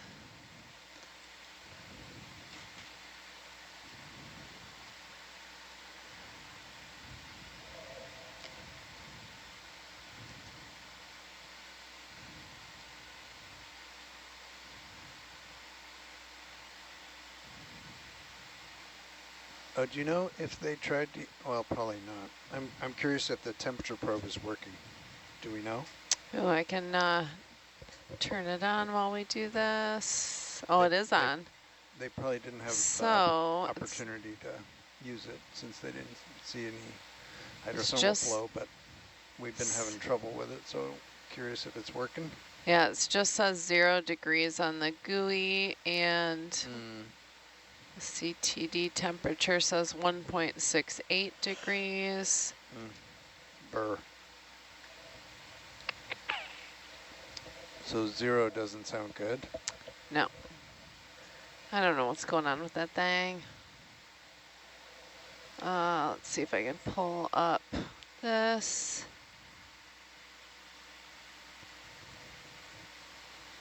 Oh yeah, that's the readout screen, huh? Yeah. Oh, it says 0 on with the coding. But for it. It says 0 degrees. But that's what reports back to the GUI. So I guess we can see what it says as we get closer to the surface, huh? Yeah. Yeah, I'm curious to see if it fluctuates. You want to get a little lighter, Ben? Yeah. Bye. Tiny souvenir.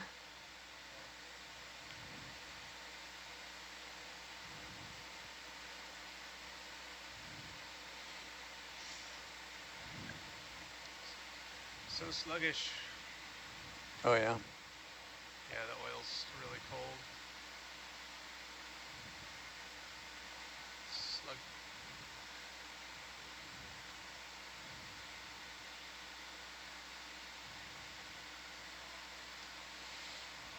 The trigger on this thing is so weird. It's like, it's an anti-trigger. It's I don't really... You're still moving. Jeez. Yeah, look at that. It's crazy. Yeah. It's really sluggish. Okay.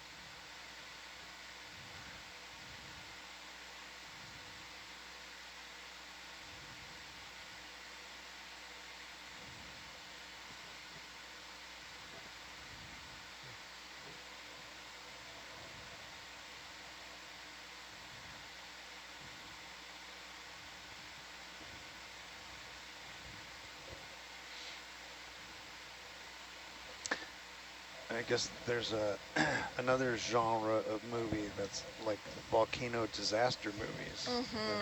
Volcano disaster. Yeah. What is your take? Yeah, there was a whole series of them like 20 years ago, like Dante's Peak. Yeah. Oh, I love that. That's one of my favorite. Coffee, coffee, coffee. Cappuccino. Java.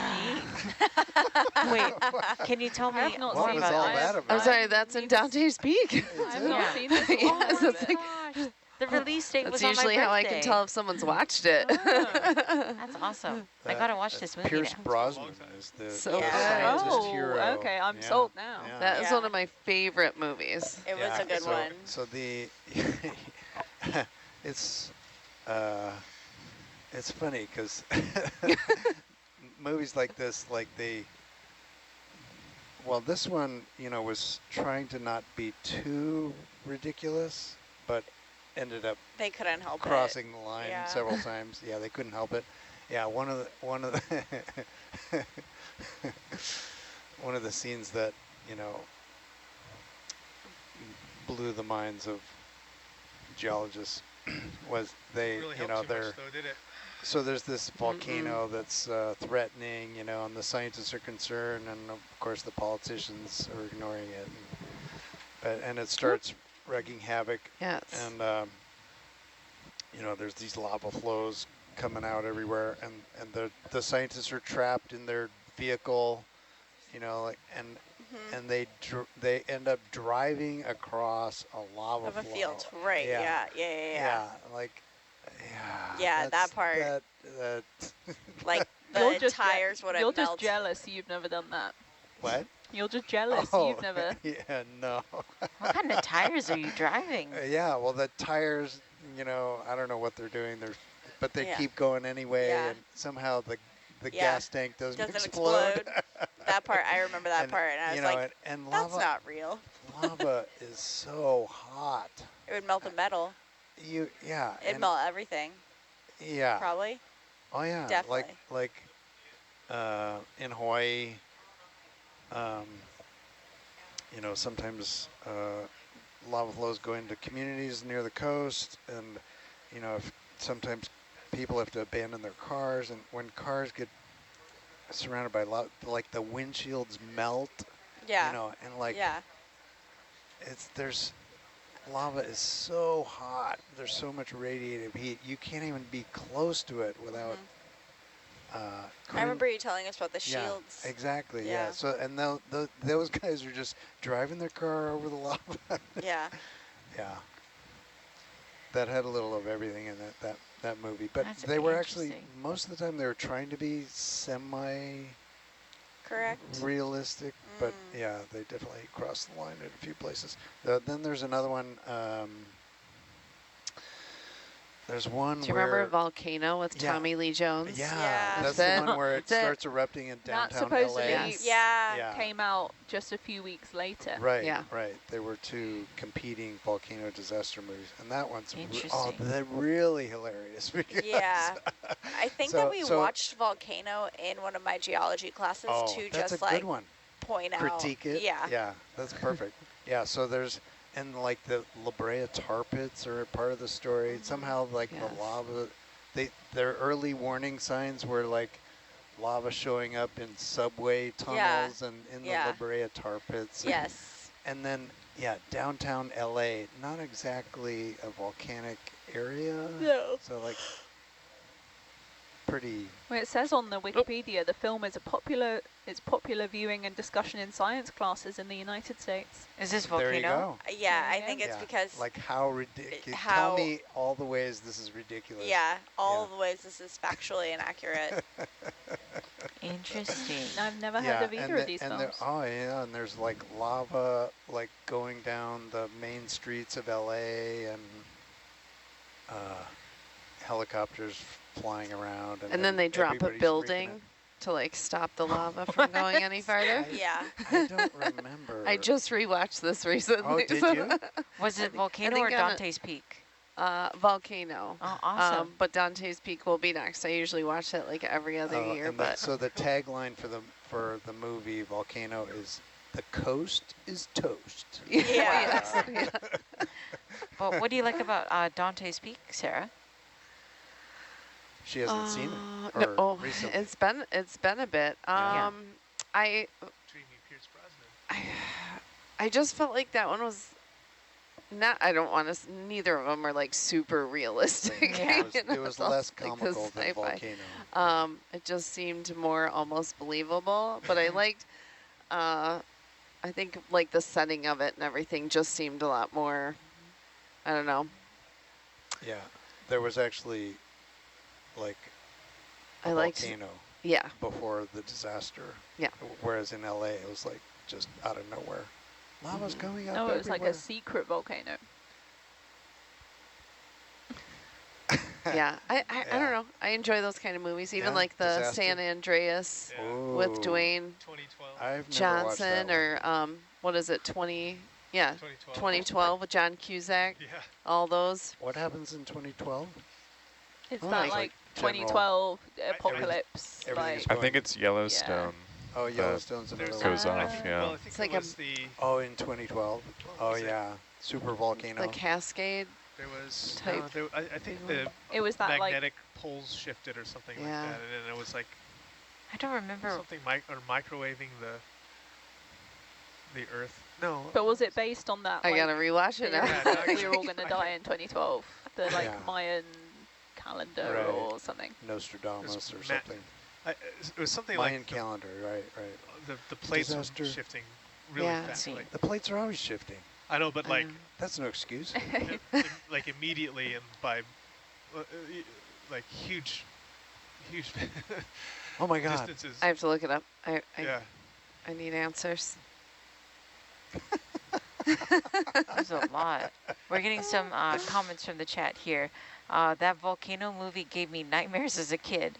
I really thought more volcanoes could erupt at any time. In any place. Yeah. In your backyard. It doesn't work that in your way. kitchen. Yeah. Oh no. Tar pits. Okay. Earth's billions of inhabitants are unaware that the planet has an expiration date. Ooh. Whoa. Which movie is this? 2012? 2012. Yes. Expiration date. Oh. American scientists, world leaders begin secret preparations for the survival of select members of society. Oh, no, that's no good. No. Oh, When that's the not fun. global Scientists were in cataclysm on event that's occurs. Oh, it doesn't not say good. what Only the the event is, evil though. ones. Dang it. Those evil scientists. You never know who's in the evil camp I know. until the apocalypse comes. Increased Definitely magma no one on our shift. activity or something like that, or the Earth's core was The heating other up or watches, something I'm not like so that, sure. and like the plates were shifting. Someone actually asked, Please though, refresh. is the movie 2012 based on a true story? Well, sorry for laughing, but Do you not remember that happening? yes, the world ended. The apocalypse. It was, I will say that like at 15 years old, when I watched that film, it felt like the world was ending at that age. I was just like, what am I doing with my life? Could this happen? That's, Yeah. I don't know if I can read that out loud. My brain doesn't. oh, neutrinos Yeah. Neutrino. from a massive solar flare. That's what caused it. That's what caused it. Yeah, Yeah, Yeah. that's right. It was. But how did they it's like know it was coming? It just happened. They were. That's clever. So they figured it out. Okay, Neutrinos. Dan just messaged. Okay. It's going to be All the right. end of the world. I'll kill the craft. I think a very Call the formative... emergency geologist to save us. the emergency geologist Yeah. in your phone. Yeah. Bill, I think you're going to be my emergency geologist now on my phone. Yeah. If anything starts to go sideways, I didn't you're realize give me that was call. a contact Yeah. we needed to have. Where should I go? Yeah. Oh, where should I go? Follow me. When the next volcano erupts in London, you will be the first person I call. Yeah. When the Thames starts filling with lava. Eva, run for the hills. Not very many hills in London. Okay, It's there fine. we go. My grandparents live on a boat, so I'll We're go up at on their 20. boat and we'll float along the lava. Excellent. Yeah. I don't think you have to worry that about sounds like volcanoes Dante's in Peak. London, though, Yeah. do you? There's loads of them. It's a little known fact about London. It's just full of volcanoes. It's just full of volcanoes. It does have some subways, so if you see the subways filling with lava, then that's your cue. The tube. The tube. Get Oh no, out the of public tube. transit. Yeah.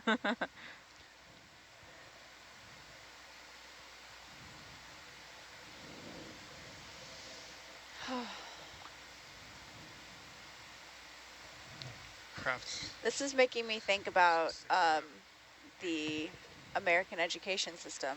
Were you all not shown Hollywood films for science courses in your curriculum? I was shown the day after tomorrow in my science, in my climate science classes.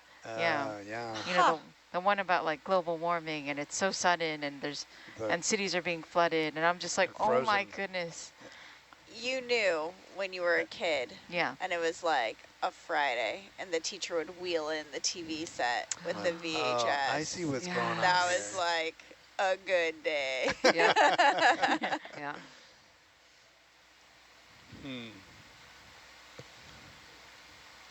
There are some very good documentaries that I like to show. Yeah? Yeah. Like what? I don't know. Are we allowed to like talk about these things? Escape the volcano. Yeah, Escape the Yes. Volcano. Yep. I like to show a lot of the wildlife documentaries, but then Anthropocene is a really good documentary that just talks about all of the different types of industry that are having negative impacts, like globally. And it talks about strip mining, and it goes into like the mechanics and the engineering that's involved as well. So it's a really interesting perspective. That does sound interesting. Yeah, my students really liked it. Obviously, I have to show them chasing coral. Most of them have never seen it. Yeah. That's on Netflix. Yeah. Yeah. Pretty much anything I that's haven't heard of that one. chasing coral. Yeah. You're such a volcanologist. Essentially, it was a pretty popular film that came out just trying to capture a lot of the different aspects of the science of monitoring corals. And so it had this videographer and cinematography team go in and try to capture time-lapse imagery of corals bleaching. And so they were going around the world following these large-scale bleaching events and then trying to capture it on underwater camera systems. And so it was showing both sides of the coin. A, how hard it is to have static underwater camera systems in place. And then for a long period of time. Okay. I imagine. and then the biology of everything as well. The ecology, I should say. Have you, Bill, have you ever been asked for like scientific advice for a film or documentary or anything? You were featured in a book that I read. Yeah. For a film, not for a film. I did there, I don't know, about 20 years ago, the Smithsonian was creating a new ocean hall, and through NOAA, I helped, gave input on some of the video displays they have, you know, about deep sea hydrothermal and volcanic activity. Yeah, so, and, you know, like reading through the script and making sure it wasn't too Oh, crazy yeah. and Well, providing that some improved our video and ascent time. animation that went into it and stuff, yeah. What's our ascent time looking like, Sarah? Oh, yeah, so this is making me think of books. So there's... Just had to shut down a few things. There's this author named Clive Cussler who has written right these now series of it books. Is and like fiction. About it. Fiction, Okay. yeah, 130 very minutes. much fiction. There's kind But it was the main like, character is this guy named Dirk Pitt. Dirk Pitt. It was like 300 and something. He's sort of like James Bond, but he's an oceanographer. And he goes around saving the world. And it's not a very sexy name. Oh, Dirk Pitt. Dirk Pitt? Maybe not sexy, but yeah. Okay, but James Bond-ish. Yeah, so it's pretty funny. Yeah, so, but the author like takes little tidbits from real science and works them into his fictional. So like in the late 1980s, so people knew about hydrothermal vents, and one way of studying them is, or finding them is by lowering instruments from a ship and looking for the plumes above the seafloor, right, of where the warm water is coming out. So people have been doing that for a while, but in the Northeast Pacific, during one of those surveys, they found this gigantic plume that was much bigger than normal plumes, much higher in the water. So it was like some more of a vent had suddenly released all this hydrothermal fluid, so they called it a mega plume. And now they call them event plumes because they're not the steady state output, but the sudden. Yeah. They're associated with eruptions, we now know. Anyway, so I guess that was, so there was some papers about it. There was probably some stuff in the press. So this author somehow heard about it. So there's this one book that's all about mega plumes, except it's like times 100, so, or 1,000. So yeah, there's some part of the story is there's some gigantic plume that's like eating ships and, doing crazy things. Nice. And, yeah, so it's funny he's like incorporating little nuggets of real world science into his, crazy fictional stories. One of my advisors does quite a bit of TV work, like advising on like documentary? Science. Yeah, but he's, I think, in the last year or two, helped with I think it's an Amazon show. I can't remember what it's called, but it's about like killer worms coming up from the deep. So he advised on that to make sure the worms were realistic. Realistic deep sea polychaetes. Nice. I think I remember. That'd be terrifying. Yeah, but they're scary. It is scary. I think I remember a few times, like people writing books have contacted me and asked some questions about trying to make their fictional worlds somewhat realistic. Yeah. I think it's called The Swarm. Ew. The Swarm. And they're killer worms? Slowing down there's killer, it's like some evil force is making ocean animals, I don't know, be evil. But it's reacting to human-caused environmental damage. There we go. Karma. It's our fault. I have a question. Ben, you said you'd worked on Blue Planet, or were working on developing some of the camera systems. Yeah, they were for Mbari and the scientists there, but we used them in filming those documentaries. Okay. Yeah. So what were some of the documentaries that you were a part of? And Aaron, I'd love to hear you too. The camera systems were in Blue Planet. They're built for low light, so we could see bioluminescence. And so those were used in Blue Planet 2, episode 2, I think it was.